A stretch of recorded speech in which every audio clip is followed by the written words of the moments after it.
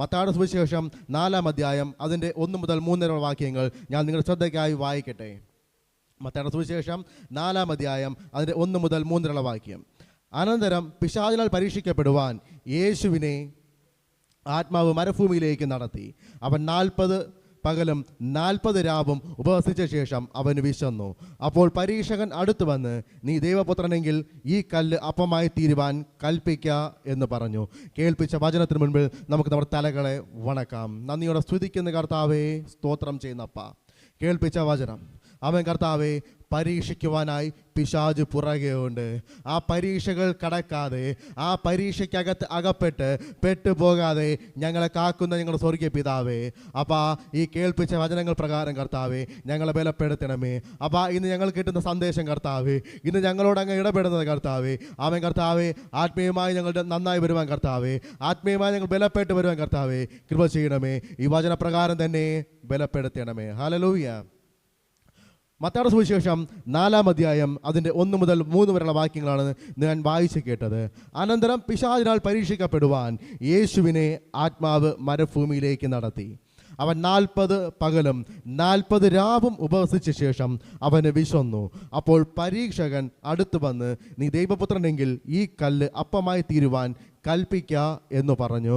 ഒരു പരീക്ഷണം, പിശാചിനാൽ യേശു പരീക്ഷിക്കപ്പെടുന്നത്. ഹല്ലേലൂയ. നമ്മൾ ഒത്തിരി പ്രാവശ്യം വായിച്ച് കേട്ട്, അല്ലെങ്കിൽ ഒത്തിരി നമ്മൾ കേട്ട് നമുക്ക് സുപരിചിതമായ വേദഭാഗങ്ങൾ. ഹല്ലേലൂയ. ഒന്ന് പറയട്ടെ, യേശു ഉപവാസം കഴിഞ്ഞ് പുറത്ത് വരുമ്പോൾ, ഹല്ലേലൂയ, 1-2 ദിവസമല്ല, 40 ദിവസം. ആ 40 ദിവസത്തെ ഉപവാസത്തിന് ശേഷം യേശു പുറത്തേക്ക് വരുമ്പോൾ പിശാചും പിന്നാലെ വരികയാണ്. ഹല്ലേലൂയ. നമ്മളൊന്ന് ചിന്തിച്ച് നോക്കിയേ, യേശുവിൻ്റെ പിന്നാലെ വന്ന പിശാച് നമ്മുടെ പിന്നാലെയും വരാതെ ഇരിക്കുമോ? അവിടെ ഒരു പരീക്ഷണം. ഹല്ലേലൂയ. ചില ചോദ്യങ്ങൾ. ഹല്ലേലൂയ. ഒന്ന് ചിന്തിച്ചു നോക്കിയേ, ഒരു ഉപവാസം കഴിഞ്ഞ് അല്ലെങ്കിൽ ശക്തിപ്പെട്ട് ബലപ്പെട്ട്, ഹല്ലേലൂയ, വേദഭാഗം പറയുന്നു ഒരു ഉപവാസം കഴിയുമ്പോൾ നിങ്ങൾ ആത്മാവിൽ ബലപ്പെടുന്നു. ഹല്ലേലൂയ. ഒന്ന് ചിന്തിച്ചു നോക്കിയേ, ആ ബലം ധരിച്ച്, ആ യേശു ബലം ധരിച്ച് പുറത്തേക്ക് വരുമ്പോൾ പരീക്ഷകനായവൻ പരീക്ഷിക്കുവാൻ തക്കവണ്ണം അവൻ്റെ പിന്നാലെ കടന്നു വരികയാണ്. അവനെ പരീക്ഷകനെന്ന് ഇവിടെ രേഖപ്പെടുത്തിയിരിക്കുന്നു. മത്തായി പരീക്ഷകനെന്ന് രേഖപ്പെടുത്തുമ്പോൾ നമുക്കറിയാം ഒരു പരീക്ഷകൻ എന്താ ചെയ്യുന്നത്. ഹല്ലേലൂയ. ഒരു പരീക്ഷ നടത്തുമ്പോൾ ഒരു പരീക്ഷകൻ എന്താ ചെയ്യുന്നത്? പരീക്ഷിച്ചു കൊണ്ടേ ഇരിക്കും, അല്ലെങ്കിൽ ചില തന്ത്രങ്ങൾ ഇട്ട് നമ്മളെ മെനഞ്ഞുകൊണ്ടേ ഇരിക്കും. ഇതിൽ നിന്ന് എന്ത് കിട്ടാം, എങ്ങനെ ഇവനെ കൊണ്ട് കുറ്റം ചെയ്യിക്കാം, ഇങ്ങനെ ഇവനെ കൊണ്ട് പാപം ചെയ്യിക്കാം, ഏത് രീതിയിൽ ഇവനെ പെടുത്താം. നമുക്ക് ചുറ്റും നടക്കുന്നവരും അങ്ങനെയൊക്കെ തന്നെയാണ്. ഏതെങ്കിലുമൊക്കെ വാക്കിൻ്റെ മുകളിൽ, അല്ലെങ്കിൽ എന്തെങ്കിലുമൊക്കെ കേട്ടതിൻ്റെ മുകളിൽ, എന്തെങ്കിലുമൊക്കെ കേട്ടതിൻ്റെ പുറത്താണ് നമ്മൾ ഓരോന്നും ചാടിക്കയറി ചെയ്യുന്നത്. ഹല്ലേലൂയ. ആരുടെയെങ്കിലുമൊക്കെ നിർബന്ധ പ്രകാരമോ, അല്ലെങ്കിൽ ആരുടെയെങ്കിലുമൊക്കെ എന്തെങ്കിലും പറഞ്ഞതിന് പ്രകാരമോ, ആ വരുന്ന ദേഷ്യത്തിൻ്റെ പുറത്തോ, അല്ലെങ്കിൽ ആ പറഞ്ഞതിൻ്റെയും കേട്ടതിൻ്റെയും പുറത്തോ നമ്മളൊന്നും ചിന്തിക്കാതെ തന്നെ പലപ്പോഴും പലതും എടുത്ത് ചാടി ചെയ്യുകയാണ് ചെയ്യാറ്. എന്നാൽ ഇവിടെ പറയുന്നു, അവൻ ഉപവാസം കഴിഞ്ഞ് പുറത്ത് വന്നപ്പോൾ അവിടെ പിശാച് വന്ന് ചോദിക്കുക, നീ ദൈവപുത്രനെങ്കിൽ ഈ കല്ല് അപ്പമായി തീരുവാൻ കൽപ്പിക്ക എന്ന് പറഞ്ഞു. ഒന്ന് ചിന്തിച്ചു നോക്കേ, സർവശക്തനാണ് യേശു. അവന് വിശക്കുന്നു എന്ന് വചനം പറയുന്നു. വിശന്ന് വരുന്നവരോട്, ഹല്ലേലൂയ, ഈ കല്ല്, കാണുന്ന കല്ലിനെ ചൂണ്ടിക്കാണിച്ച് പറയുക, ഈ കല്ല് അപ്പമായി തീരുവാൻ, ഹല്ലേലൂയ, അവൻ്റെ ശക്തിയെ, യേശുവിൻ്റെ ശക്തിയെ തിരിച്ചറിഞ്ഞ പിശാച്, ആ കുറവുകളെ തിരിച്ചറിയുന്നവൻ, അല്ലെങ്കിൽ അവൻ്റെ മേന്മകളെ തിരിച്ചറിയുന്നവൻ, ഒന്ന് ചിന്തിച്ചു നോക്കിയേ, നിന്റെ കുറവ് എന്തിലാണെന്നറിഞ്ഞിട്ടാ, അല്ലെങ്കിൽ നിന്റെ കഴിവ് എന്തിലാണെന്ന് അറിഞ്ഞിട്ടാ അതിൻ്റെ മേൽ ഓരോന്നും ഇടപെട്ടുകൊണ്ടേ ഇരിക്കുന്നേ. അങ്ങനെ ആ കഴിവുകളെ നോക്കി, നിനക്കിങ്ങനെ കഴിവില്ലയോ, ആ കഴിവ് നിനക്ക് ഉപയോഗിച്ചില്ലയോ, ആ കഴിവ് നിനക്ക് ഉപയോഗിച്ചിടയോ, അത് ഉപയോഗിച്ച് നിനക്ക് എന്തുകൊണ്ട് അത് ചെയ്തുകൂടാ, ഇങ്ങനെയൊക്കെ ചോദ്യങ്ങൾ നമുക്ക് മുൻപിൽ നിൽക്കുമ്പോഴും പിശാച് ചോദ്യത്തിന് മുൻപിൽ യേശു പറയുക, മനുഷ്യൻ അപ്പം കൊണ്ട് മാത്രമല്ല ദൈവത്തിൻ്റെ വായിൽ കൂടി വരുന്ന സകല വചനം കൊണ്ട് ജീവിക്കുന്നു. ഹല്ലേലൂയ. വേണമെങ്കിൽ അവിടെ ഒരു മായ കാണിക്കാം, വേണമെങ്കിൽ അവിടെ ഒന്ന് എന്തെങ്കിലും ഒരു പൊടി കൈയൊക്കെ കാണിക്കാം. യേശു ചെയ്തില്ല, പക്ഷെ വചനത്താൽ അവൻ ശക്തിപ്പെട്ടു. അവൻ വചനം പറഞ്ഞു, മനുഷ്യൻ ജീവിക്കുന്നത് അപ്പം കൊണ്ട് മാത്രമല്ല. അങ്ങനെയെങ്കിൽ നമ്മളും ഒന്ന് ചിന്തിച്ച്, നമ്മൾ ജീവിക്കുന്നത് എന്തിനെങ്കിലും വേണ്ടിയിട്ടല്ല, നമ്മുടെ യേശുവിനൊപ്പം നിൽക്കുവാൻ വേണ്ടി നമ്മൾ ജീവിക്കുവാൻ തയ്യാറാകണം. നമ്മുടെ യേശുവിനെ അറിയുവാൻ വേണ്ടി നമ്മൾ തയ്യാറാവണം. ഹല്ലേലൂയ. അതെ, വീണ്ടും പുറത്തു പോയില്ല. പിശാച് വീണ്ടും പരീക്ഷയുമായി വീണ്ടും പുറകെ വരുന്നു. ഒന്ന് ചിന്തിച്ച് നോക്കി, ഒന്ന് കഴിഞ്ഞു, ഒന്നിൽ നിന്ന് ജയിച്ചപ്പോൾ അടുത്ത ഒരു ചോദ്യം. ഹല്ലേലൂയ. ആ പിശാച് അവനെ വിശുദ്ധ നഗരത്തിൽ കൊണ്ടുപോയി ദൈവാലയത്തിന്റെ അഗ്രത്തിന്മേൽ നിർത്തി അവനോട്, നീ ദൈവപുത്രനെങ്കിൽ താഴോട്ട് ചാടുക. ഹല്ലേലൂയ. നീ ദൈവപുത്രനെങ്കിൽ നീ താഴോട്ട് ചാടുക. ഒരു ഉയരത്തിന്മേളിൽ കൊണ്ട് നിർത്തിയിട്ട്, നിന്നാൽ കഴിയുമെങ്കിൽ, നിന്റെ മേൽ ശക്തിയുണ്ടെങ്കിൽ, നീ പറയുന്ന കഴിവ് നിനക്കുണ്ടെങ്കിൽ നീ അതൊന്ന് ചെയ്ത് കാണിക്ക്. അങ്ങനെ ആരുടെയെങ്കിലും മുൻപിൽ അല്ലെങ്കിൽ ആരുടെയെങ്കിലും മുൻപിൽ അടിയറവ് വയ്ക്കുവാനുള്ളതല്ല. ഹല്ലേലൂയ. അതെ, എന്നിട്ട് പിന്നും പറയുക, നിന്നെക്കുറിച്ച് അവൻ തൻ്റെ ദൂതന്മാരോട് കൽപ്പിക്കും. അവൻ നിന്റെ കാൽ കല്ലിനോട് തട്ടാതെ വണ്ണം നിന്നെ കയ്യിൽ താങ്ങിക്കൊള്ളും എന്ന് എഴുതിയിരിക്കുന്നുവല്ലോ എന്ന് പറഞ്ഞു. ചുമ്മാ പറയുക മാത്രമല്ല, ഒരു വചനവും കൂടി ഇട്ടുകൊടുത്തു. ഹല്ലേലൂയ. രണ്ടാമതൊരു വചനം കൂടി ഇട്ടുകൊടുക്കുക. ഹല്ലേലൂയ. ബലപ്പെടുത്തുവാൻ വേണ്ടി അവൻ നിന്നെ കാൽ കല്ലിൽ തട്ടാതെ താങ്ങുമെന്ന് വചനം പറയുന്നില്ലേ? അങ്ങനെയെങ്കിൽ നിനക്ക് ചാടിക്കൂടെ? അങ്ങനെയെങ്കിൽ നിനക്ക് താഴേക്ക് ചാടിക്കൂടെ? യേശുവേ, നീ എന്തിനാ മടിച്ചു നിൽക്കുന്നേ? നീ എൻ്റെ വാക്ക് കേട്ട് ഒന്ന് താഴേക്ക് ചാടി നോക്ക്. ഹല്ലേലൂയ. അവിടെ യേശു ചുമ്മാതിരുന്നില്ല. അവിടെ പറയുന്നു, നിന്റെ ദൈവമായ കർത്താവിനെ പരീക്ഷിക്കരുത് എന്നും കൂടി എഴുതിയിരിക്കുന്നുവല്ലോ എന്ന് പറഞ്ഞു. ഹല്ലേലൂയ. പരീക്ഷിക്കുവാൻ നീ ആളല്ല. പിശാചേ, എന്നെ പരീക്ഷിക്കുവാൻ നീ ആളല്ല. എൻ്റെ കർത്താവ് എൻ്റെ ഒപ്പമുണ്ട്. എത്ര പേർ വിശ്വസിക്കുന്നു എൻ്റെ യേശു എന്നോടൊപ്പമുണ്ട്? ഒരു പരീക്ഷയിലും കടത്താതെ, ഒരു ദുഷ്ടൻ്റെ കയ്യിലും ഏൽപ്പിച്ചു കൊടുക്കാതെ കാത്തു പരിപാലിക്കുന്ന എൻ്റെ അപ്പൻ ഈ ഹാളിനകത്തും എനിക്ക് വേണ്ടി കടന്നു വന്നിട്ടുണ്ട്. ഹല്ലേലൂയ. തീർന്നില്ല, പിന്നും ചോദിക്കുന്നുണ്ട്. ഹല്ലേലൂയ. ഒരു മലയുടെ മുകളിൽ കൊണ്ട് നിർത്തി അവിടെയുള്ളതിനെയൊക്കെ കൂട്ടിക്കാണിച്ച് അവിടെയുള്ളതിനെല്ലാം ചൂണ്ടിക്കാണിച്ചുകൊണ്ട് പറയുക. ഹല്ലേലൂയ. ഏറ്റവും ഉയർന്നൊരു മലമേൽ കൂട്ടിക്കൊണ്ടുപോയി ലോകത്തിലുള്ള സകല രാജ്യങ്ങളെയും അവളുടെ മഹത്വത്തെയും കാണിച്ച്, വീണ് എന്നെ നമസ്കരിച്ചാൽ ഇതൊക്കെയും നിനക്ക് തരാം എന്ന് അവനോട് പറഞ്ഞു. ഹല്ലേലൂയ.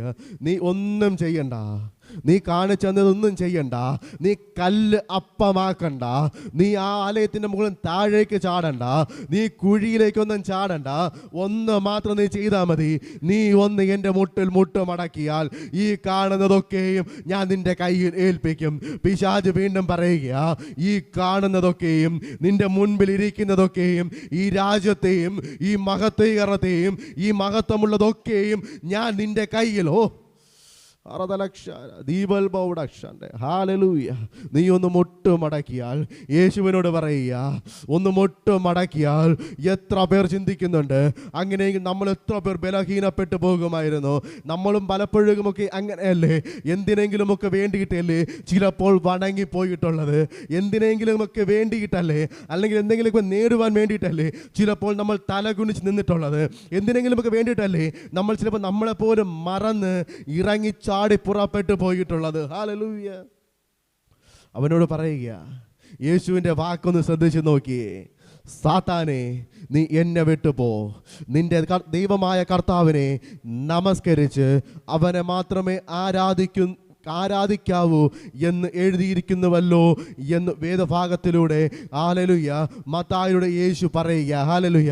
ആ സാത്താനോട്, ആ പിശാചിനോട്, നീ എന്നെ വിട്ട് വെക്കോ. ഇനിമേൽ നിനക്ക് എൻ്റെ മേൽ ഒരു അധികാരവുമില്ല. നീ പറയുന്നതിനൊന്നും ഞാൻ മുട്ടുമടക്കുവാൻ തയ്യാറല്ല. നീ പറയുന്നതൊന്നും ചെയ്യുവാൻ ഞാൻ തയ്യാറല്ല. നിങ്ങളൊന്ന് ഏറ്റു പറഞ്ഞു നോക്കിയേ. എൻ്റെ പിന്നാലെ നിൽക്കുന്ന, എന്നെ കടിച്ചു കീറുവാൻ നിൽക്കുന്ന, എന്നെ തള്ളിയിടുവാൻ ശ്രമിക്കുന്ന പിശാചേ, നിന്റെ മുന്നിൽ മുട്ട് മടക്കുവാൻ, നിന്റെ മുൻപിൽ അടിയറവ് വയ്ക്കുവാൻ ഞാൻ തയ്യാറല്ല. ഞാൻ എൻ്റെ യേശുവിൻ്റെ മകൻ, ഞാൻ എൻ്റെ യേശുവിൻ്റെ മകൾ, എന്നെ കാക്കുന്നവൻ. ഹല്ലേലൂയ. പരീക്ഷയുണ്ട്, പരീക്ഷണങ്ങളുണ്ട്, പിശാചും പിന്നാലെയുണ്ട്. ഹല്ലേലൂയ. അപ്പോസ്തലനായ പൗലോസ് കൊരിന്ത്യർ സഭയ്ക്ക് എഴുതിയ 1-ാമത്തെ ലേഖനം അതിൻ്റെ 10-ാം അധ്യായം 13 പറയുന്നു, മനുഷ്യർക്ക് നടപ്പല്ലാത്ത പരീക്ഷ നിങ്ങൾക്ക് നേരിട്ടിട്ടില്ല, ദൈവം വിശ്വസ്തൻ. നിങ്ങൾക്ക് കഴിയുന്നതിനു മീതെ പരീക്ഷ നേരിടുവാൻ സമ്മതിക്കാതെ നിങ്ങൾക്ക് സഹിപ്പാൻ കഴിയേണ്ടതിന് പരീക്ഷയോട് കൂടെ അവൻ പോക്കുവഴി ഉണ്ടാക്കും. ഹല്ലേലൂയ. എത്ര പേർ ശ്രദ്ധിച്ചു എന്നറിയില്ല. അവൻ പരീക്ഷ സഹിക്കേണ്ടതിന് നിങ്ങൾ ഒപ്പം നിൽക്കുന്ന യേശുവ പറയുന്നേ, ആ പരീക്ഷയിൽ നിന്ന് നീ പുറത്തു വരുവാൻ, ഹല്ലേലൂയ, ആ പരീക്ഷ സഹിച്ച് പുറത്തു വരുവാനുള്ള ശക്തി നിന്റെ മേൽ അവൻ പകരും. ഹല്ലേലൂയ. യോബിലൂടെ നമ്മളത് കണ്ടതാ. എല്ലാം ഉണ്ടായിരുന്നവനാ, സകല സമ്പത്തുകളും സകലവനും ഉണ്ടായിരുന്നവനാ. ആ ദേശത്ത്, ഹല്ലേലൂയ, ഊസ് ദേശത്തെ പ്രമാണിയായിരുന്നവനാ. ഊസ് ദേശത്ത് ഏറ്റവും നല്ലവനെന്ന് വിശേഷിക്കപ്പെട്ടവനാ. അങ്ങനെയുള്ള ഇയ്യോബിനെ പിശാച് കരങ്ങളിൽ എടുത്തപ്പോൾ ഒന്ന് ചിന്തിച്ച് നോക്കി, കൊല്ലുവാൻ പോലും കഴിഞ്ഞില്ല. ഹല്ലേലൂയ. അവനെ ഉപദ്രവിക്കുവാനേ കഴിഞ്ഞുള്ളൂ, നഷ്ടപ്പെടുത്തുവാനേ കഴിഞ്ഞുള്ളൂ, കയ്യിലുണ്ടായിരുന്നതിനൊക്കെ കവർന്നെടുക്കുവാനേ കഴിഞ്ഞുള്ളൂ. ഹല്ലേലൂയ.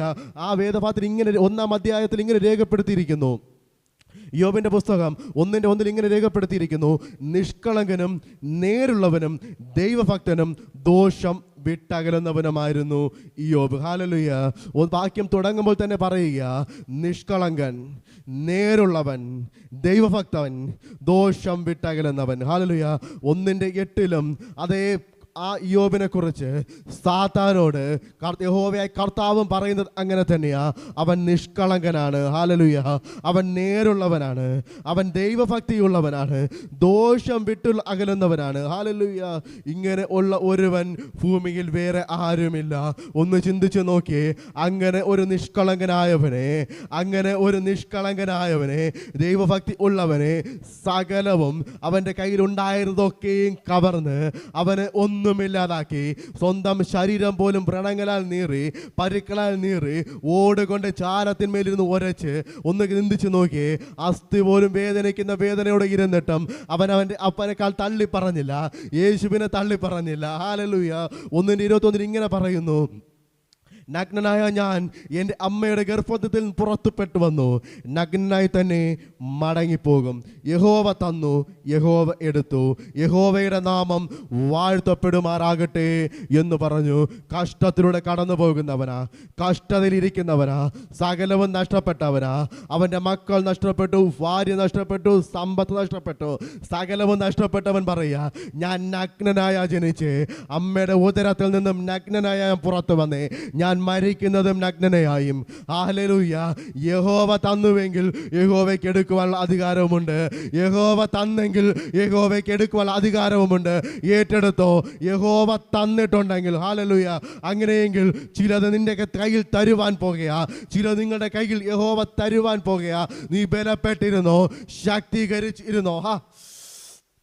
അങ്ങനെ ബലപ്പെട്ടിരുന്നവൻ, ഹല്ലേലൂയ, യോബ്, ഹല്ലേലൂയ, എത്രമാത്രം കഷ്ടം സഹിച്ചവനാ. ആ കഷ്ടതയിൽ നിൽക്കുന്നവനാ പറയുന്നേ, അത്രത്തോളം ആഴത്തിലേക്ക് ഇറങ്ങിപ്പോയവനാ പറയുന്നേ. യഹോവ തന്നുവെങ്കിൽ യഹോവ എടുക്കും. ഹല്ലേലൂയ. ആ യഹോവയുടെ നാമം വാഴ്ത്തപ്പെടുമാറാകട്ടെ. നമുക്ക് എത്ര പേർക്ക് പറയുവാൻ കഴിയും? ഈ കഷ്ടതയിൽ നിന്നുകൊണ്ട് നമ്മൾ പറയണം, യഹോവയുടെ നാമം വാഴ്ത്തപ്പെടുമാറാകട്ടെ. ഇന്ന് മുതൽ എന്നേക്കും ആ അപ്പൻ്റെ നാമം മാത്രം ഉയർന്നിരിക്കണം. എനിക്ക് അനുഭവിക്കുന്ന കഷ്ടം, ഞാൻ അനുഭവിക്കുന്ന ഇല്ലായ്മ എല്ലാം മാറ്റുവാൻ എൻ്റെ അപ്പന് കഴിയും. അങ്ങനെയെങ്കിൽ ആ വേദഭാഗത്തിൻ്റെ അധ്യായത്തിൻ്റെ അവസാന ഭാഗങ്ങളിൽ യോബിന് നഷ്ടപ്പെട്ടതൊക്കെയും തിരിച്ചു ലഭിക്കുക. അവൻ ഉറച്ചു നിന്നത് കൊണ്ട് ഇരട്ടിയായി ലഭിച്ചു എന്നാ പറയുന്നത്. ചുമ്മാതെയല്ല, അളന്ന് തിട്ടപ്പെടുത്തി, നഷ്ടപ്പെട്ടതിനെ അളന്ന് തിട്ടപ്പെടുത്തി ഇരട്ടിയായി പിശാച് ഒന്നൊന്നായി നശിപ്പിച്ചതിനെ, പിശാച് ഒന്നൊന്നായി കവർന്നു കൊണ്ടുപോയതിനെ, പിശാച് ഒന്നൊന്നായി എടുത്തു കൊണ്ടുപോയതിനെ ഇരട്ടിയായി, എണ്ണത്തിൽ ഒന്നുപോലും കുറയാതെ ഇരട്ടിയായി തിരിച്ചു മടക്കി കൊടുത്തുവെങ്കിൽ, നിന്റെ കയ്യിൽ നിന്ന് എന്തെങ്കിലും കവർന്നപ്പെട്ടു പോയിട്ടുണ്ടെങ്കിൽ, നിന്റെ കയ്യിൽ നിന്ന് എന്തെങ്കിലും പിശാച് എടുത്ത് കൊണ്ടുപോയിട്ടുണ്ടെങ്കിൽ, നീ വിളിച്ചു പറ, എൻ്റെ ദൈവം വിശ്വസ്തനാ, അവൻ വാക്കുമാറുകയില്ല, അവൻ ഇരട്ടിയായി എൻ്റെ കയ്യിൽ നിന്ന് നീ പിശാചെ നീ കവർന്നു കൊണ്ടുപോയതിനും ഇരട്ടിയായി എൻ്റെ കയ്യിൽ ഏൽപ്പിക്കാൻ പോകുക. ഹല്ലേലൂയ. അതെ, ചിലതൊക്കെ തിരിച്ചു കഴിവാൻ പോകുക, ചിലതൊക്കെ തിരിച്ചു കിട്ടുവാൻ പോകുക. സങ്കീർത്തനം 144 ഇങ്ങനെ പറയുന്നു: ദുഷ്പ്രവർത്തിക്കാരോട് കൂടെ ദുഷ്പ്രവർത്തികളിൽ ഇടപെടുവാൻ എൻ്റെ ഹൃദയത്തെ ദുഷ്കാര്യത്തിന് ചായിക്കരുതേ, അവരുടെ സ്വോദഭോജനം ഞാൻ കഴിക്കുകയും അരുതേ. ദൈവം മനുഷ്യനെ പരിശോധിക്കുക. ഹല്ലേലൂയ. മുൻപേ പിശാച് യോബിനെ പരീക്ഷിച്ചു.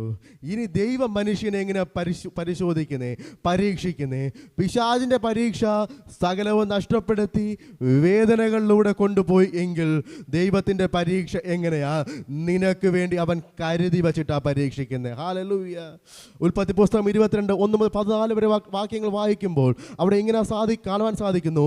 എബ്രഹാമിനെ ദൈവം പരീക്ഷിച്ചത്, ഹല്ലേലൂയ, തനിക്ക് നൽകപ്പെട്ട ഏക മകനെ, ഹല്ലേലൂയ, നീ യാഗം കഴിക്കണമെന്ന് പറഞ്ഞ്, ഹല്ലേലൂയ, ആ ഇസ്ഹാക്കിനെയും കൂട്ടി ആ മോറിയ മലയിലേക്ക് നീ കയറി വന്ന് നീ അവനെ എനിക്ക് യാഗം കഴിച്ചാൽ, ഒന്ന് ചിന്തിച്ച് നോക്കി, ഒരു പരീക്ഷയെ അത് കഴിക്കാൻ പറഞ്ഞപ്പോൾ അവൻ ഒന്നുപോലും ചിന്തിക്കാതെ മടുത്ത് നിൽക്കാതെ തൻ്റെ പ്രിയപുത്രനെയും കൂട്ടി, ഹല്ലേലൂയ, ആ കഴുതപ്പുറത്ത് വേണ്ട വിറകമെടുത്ത് വേണ്ട സാധനങ്ങളുമായി ആ മോറിയ മലയിൽ തൻ്റെ പുത്രൻ്റെ കൈയും പിടിച്ച് അനുസരണയുള്ള മകനായി, യേശുവേ അങ്ങയുടെ അനുസരണയുള്ള മകനായി ആ എബ്രഹാം മലയിലേക്ക് കയറിയപ്പോൾ അവൻ്റെ മുൻപിൽ ഒരു ചിന്ത മാത്രമേ ഉണ്ടായിരുന്നു. എൻ്റെ യേശു എന്നോടൊപ്പമുണ്ട്. അവൻ എന്തെങ്കിലും എന്നോട് പറഞ്ഞാൽ ഞാനത് ചെയ്യേണ്ടതാകുന്നു. ആ കൈ പിടിച്ച് കയറിയപ്പോൾ ഒന്ന് ചിന്തിച്ചു നോക്കിയേ, യാഗം തയ്യാറായി. ആ മകൻ നിഷ്കളങ്കതയോട് ചോദിക്കുക, ഹല്ലേലൂയ, അപ്പാ എവിടെ യാഗവസ്തു? ഹല്ലേലൂയ. ഒരു മകൻ്റെ ചോദ്യം. അപ്പന് വേണമെങ്കിൽ അവിടെ നിന്ന് പിടിച്ചുകൊണ്ട് തിരിച്ചു പോകാമായിരുന്നു. പക്ഷേ യേശു വിട്ട പരീക്ഷയാ, ഹല്ലേലൂയ, യഹോവയെ കർത്താവ് കൊടുത്ത പരീക്ഷയാ. അതിനെ തള്ളി പറയാതെ, മകനെ നീയാണ് യാഗം. ഹല്ലേലൂയ. ഒരു നിഷ്കളങ്കനായ പുത്രൻ, ഹല്ലേലൂയ, ഒന്നുപോലും ചിന്തിക്കാതെ അപ്പൻ്റെ വാക്ക് കേട്ട് ആ യാഗസ്ഥലത്തേക്ക് കയറിയപ്പോൾ, ഹല്ലേലൂയ, യാഗം കഴിക്കുവാനായി തയ്യാറായപ്പോൾ ദൂതൻ പറയുക, നീ നിർത്തിക്കോ, നിനക്ക് വേണ്ടത് ഞാൻ ഇവിടെ ഒരുക്കി വെച്ചിട്ടുണ്ട്. ഒരു ആട്ടുകൊറ്റനെ നിനക്ക് വേണ്ടി ഞാൻ ഒരുക്കി വെച്ചിട്ടുണ്ട്. നീ അനുസരണയുള്ളവനായി, എൻ്റെ വാക്ക് കേട്ട് അനുസരണയുള്ളവനായി നീ ഇറങ്ങിപ്പെട്ടപ്പോൾ തന്നെ നിനക്ക് വേണ്ടി ഒരു ആട്ടുകൊറ്റനെ അവിടെ അവൻ കരുതി വെച്ചു. ഹല്ലേലൂയ. അങ്ങനെയെങ്കിൽ നമുക്കും ഒന്ന് ചിന്തിക്കാം. ഇന്നു മുതൽ നമുക്കും ഒന്ന് ബലപ്പെടാം. എനിക്ക് വേണ്ടി എൻ്റെ യേശു കരുതുന്നുണ്ട്. ഞാൻ കടക്കുന്ന പരീക്ഷയിൽ നിന്നും പുറത്തു വരുവാൻ വേണ്ടി എനിക്ക് വേണ്ടി എൻ്റെ യേശു ചിലതൊക്കെ ചെയ്യുന്നുണ്ട്. ഒന്ന് ചിന്തിച്ചു നോക്കി. ആ എബ്രഹാം, ഹല്ലേലൂയ, ആ മറുത്ത് പറഞ്ഞും കൊണ്ട്, അല്ലെങ്കിൽ ഞാൻ ചെയ്യുകയില്ല എന്ന് പറഞ്ഞ് ഒന്ന് പിന്തിരിഞ്ഞ് പോയെങ്കിലോ, ഹല്ലേലൂയ, അതിലും വലിയൊരു കഷ്ടം സഹിക്കേണ്ടി വന്നതിന്, ഹല്ലേലൂയ, ഒരു കഷ്ടത്തിനും കൊടുക്കാതെ തനിക്ക് വേണ്ടി, ഹല്ലേലൂയ, യാഗവസ്തു പോലും അവിടെ ഒരുക്കി വച്ചു. ഹല്ലേലൂയ. അതെ, ആ സ്ഥലത്തിന്, ഹല്ലേലൂയ, എബ്രഹാം പറയുക, യഹോവേ ഇരേ എന്ന് പറഞ്ഞു. ഹല്ലേലൂയ. ആടുകുട്ടിനെ ഒരുക്കിയ സ്ഥലം, ഹല്ലേലൂയ. അതെ, യഹോവ ഇരേ, എനിക്ക് വേണ്ടി എൻ്റെ ദൈവം കരുതും. ഹല്ലേലൂയ. ഉറച്ചു പറഞ്ഞേ, യഹോവ ഇരേ, എനിക്ക് വേണ്ടി എൻ്റെ ദൈവം കരുതും. ഇന്ന് മുതൽ നിനക്ക് വേണ്ടി നീ ചിന്തിക്കുമ്പോൾ നീ ഒന്ന് കർത്താവിൻ്റെ കയ്യിൽ ഏൽപ്പിച്ചു കൊടുത്തേ, എനിക്ക് വേണ്ടി യഹോവ ഇരേ, എനിക്ക് വേണ്ടി എൻ്റെ ദൈവം ഇന്ന് മുതൽ കരുതും. ഹല്ലേലൂയ. ഇനി ഞാൻ വ്യസനപ്പെടേണ്ടി വരികയില്ല. ഇനി ഞാൻ ഒരു പിശാചിന് മടിയറവ് വയ്ക്കേണ്ടി വരത്തില്ല. ഇനി ഞാൻ പിശാചിന്റെ കയ്യിൽ ഏൽപ്പിക്കപ്പെടുകയില്ല. പിശാചിന്റെ പരീക്ഷയ്ക്ക് പിടേട്ട് കിടക്കുകയില്ല.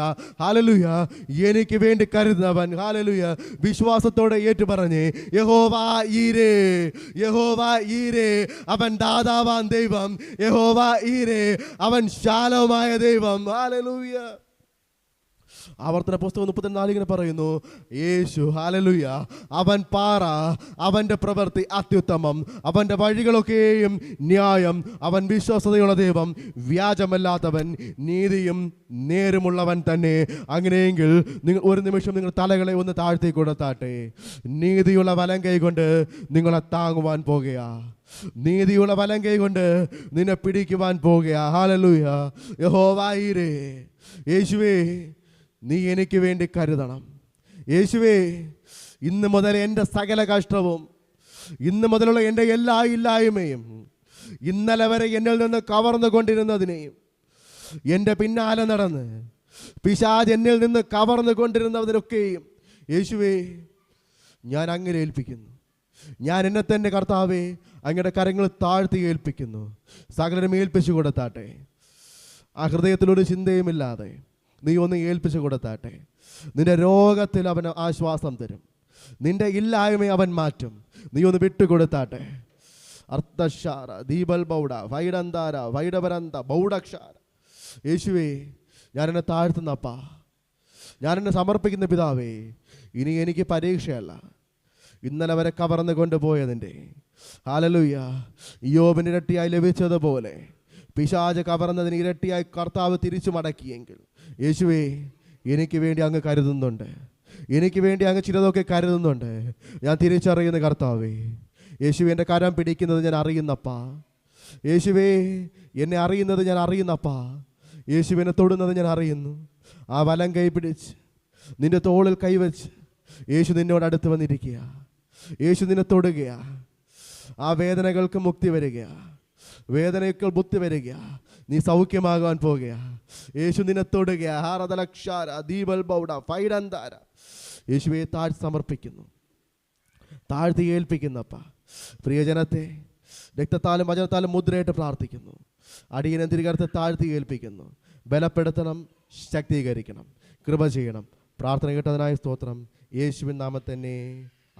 പ്രീഷർ ഫാമിലി ഗ്ലോബൽ മിനിസ്ട്രിയുടെ വിശുദ്ധ സഭാരാധന എല്ലാ ഞായറാഴ്ചയും രാവിലെ 10 മണി മുതലും എല്ലാ വെള്ളിയാഴ്ചകളിലും ഉപവാസവും ഓൺലൈൻ മധ്യസ്ഥ പ്രാർത്ഥനയും രാവിലെ 11 മണി മുതലും ഞങ്ങൾ നിങ്ങൾക്കായി ലൈവിൽ പ്രാർത്ഥിക്കുന്നു.